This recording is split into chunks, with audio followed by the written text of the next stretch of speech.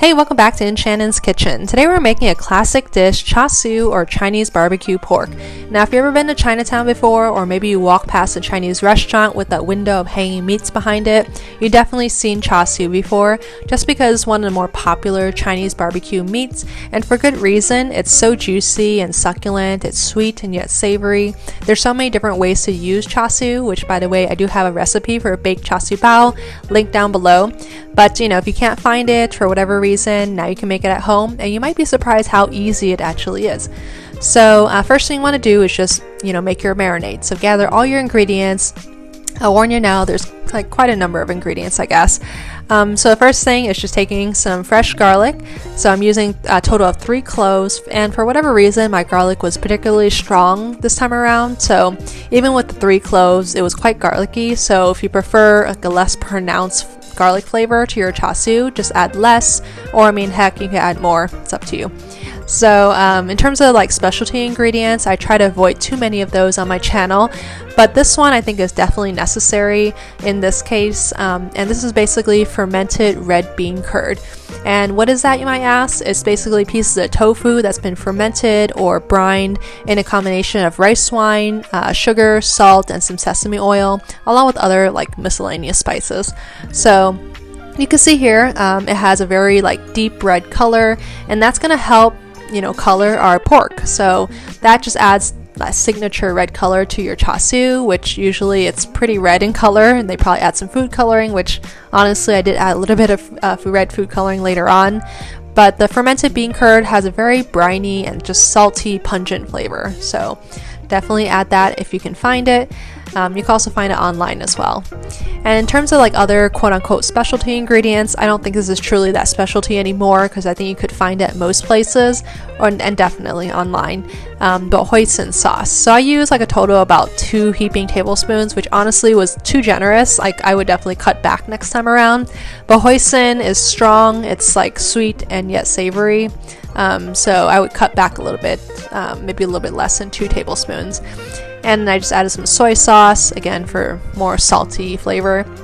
And Char Siu is both sweet and savory, so just adding a couple tablespoons of honey I think will do. You could definitely add a little bit more honey, but later on you'll see I'll add some brown sugar, so it's got to be a little bit sweet, so that's just how it is.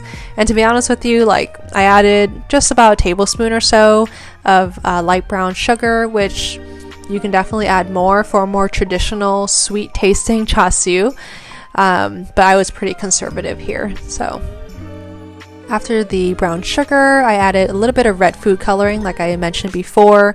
It's optional, especially if you're using the fermented red bean curd that's already naturally kind of red. So if you want to enhance the color, just add a little bit of food coloring. And then some white pepper for a little kick, as well as some dried Chinese 5-spice powder. So it's just a combination of different aromatic spices, just adding maybe, 2 teaspoons or so. I honestly did not measure. It's all to taste. It's all up to you. If you want to add some hot sauce, you want to add some Cholula, I'm not going to judge you. So go ahead and just mix all those ingredients together. And then as soon as I started mixing, I realized I forgot my Chinese cooking wine. So just use whatever you can get your hands on, whatever brand, but just add about a 1/4 cup or so of the Chinese cooking wine.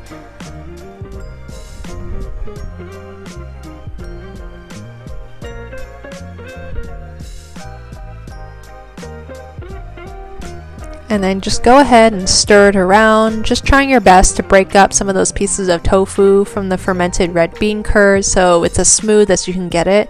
You can see there how bright and yet deeply red it is, and it's really going to help to give us that signature red color to our Char Siu. Now in terms of the meat, usually Char Siu is made out of pork, so use whatever fatty cut of pork that you can find. Heck, you can use pork belly if you wanted to, but that's quite rich, and kind of expensive too, to be honest with you. So I just used some pork shoulder, or actually mine was literally labeled pork butt, so the other end of the pig.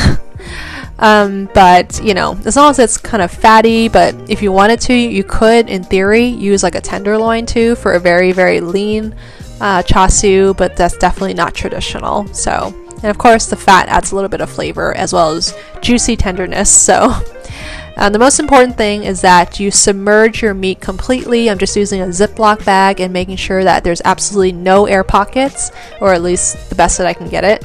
And you want to make sure that the marinade touches each like nook and cranny of your pork. So make sure that there is absolutely no spots of pork that's left untouched by this marinade, because otherwise, you don't want to miss out on good flavor. So go ahead and marinate your pork.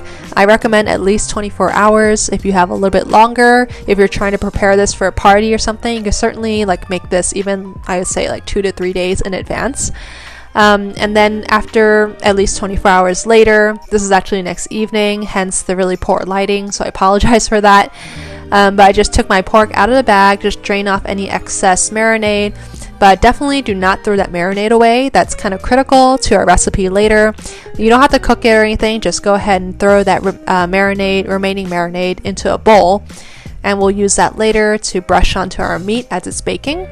And you can see there, like there's bits of garlic and what have you within the marinade, but don't worry about it. It's not a problem at all.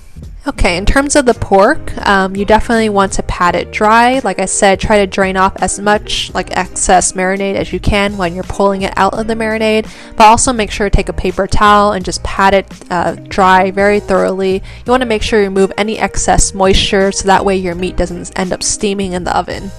So in terms of baking, you want to bake it at a very low temperature, like about 300 degrees Fahrenheit or 150 degrees Celsius, and just bake it for 10 minutes initially. And then after that 10 minutes is up, you want to take it out of the oven and just brush on that marinade. Don't be shy with it, just lay it on thick, it's all good. And you're going to repeat this process of baking and basting just to develop that nice like brown golden hue and lacquered look to your meat, which is pretty critical to a char siu. And of course, it's just going to add flavor as it develops, as it caramelizes in the oven. It's just so delicious. And so I had about like 1.5 pounds or so of pork.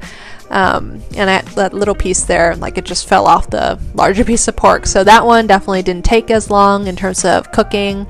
You could press it with your tongue to see if it's almost done. Like if it's quite soft like this one was, it's definitely not done yet. Or of course you could use a thermometer and measure and like actually temp it. But regardless, I'm just showing you like the process of basting and baking. So basting it in between like 10-minute intervals in the oven. And again, this really develops that nice sheen, that nice lacquered look to your meat. And yeah, it's just so delicious. And so it's a little bit of a process, but it's really quite easy. And in total, like again, 1.5 pounds or so of meat took me like maybe 35, maybe even 40 minutes, just because my oven runs a little bit cold. So you can see there just how like beautiful and glistening it is in that marinade. And at this point, it was pretty much cooked all the way through. You can see there, I just temped it with my thermometer. It was actually a little bit above that 145 degrees Fahrenheit temperature to, cook pork at.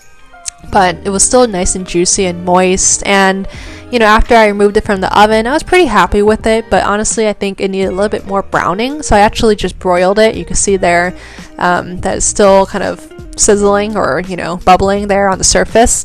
But yeah, either way, this is the small piece of pork. Keep in mind, I didn't bake it for the full half an hour here. The small little piece only took maybe like 20 or so minutes. But you can see how juicy and moist it is. I mean, obviously we use a fattier cut of pork, so it's going to make it a little bit more juicy.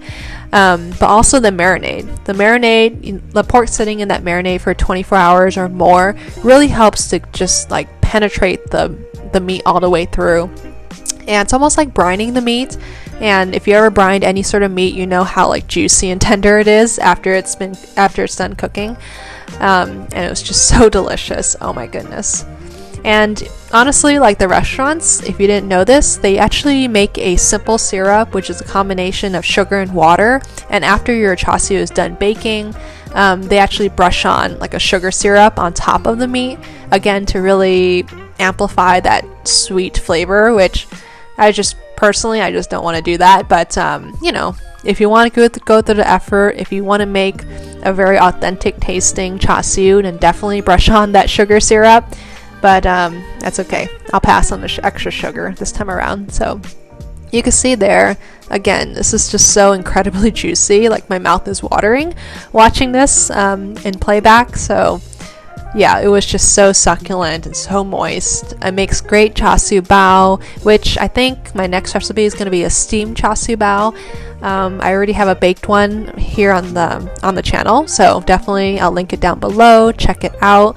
You know, I know some people messaged me before saying they don't have Char Siu, or at least a good place to get Char Siu where they're at. So now you have a recipe for it, and you have no excuse not to make Char Siu or Char Siu bao, or just like serve it on top of some rice with some Chinese broccoli or something like that.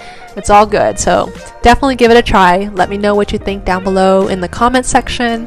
Definitely give this video a thumbs up if you can, and share it.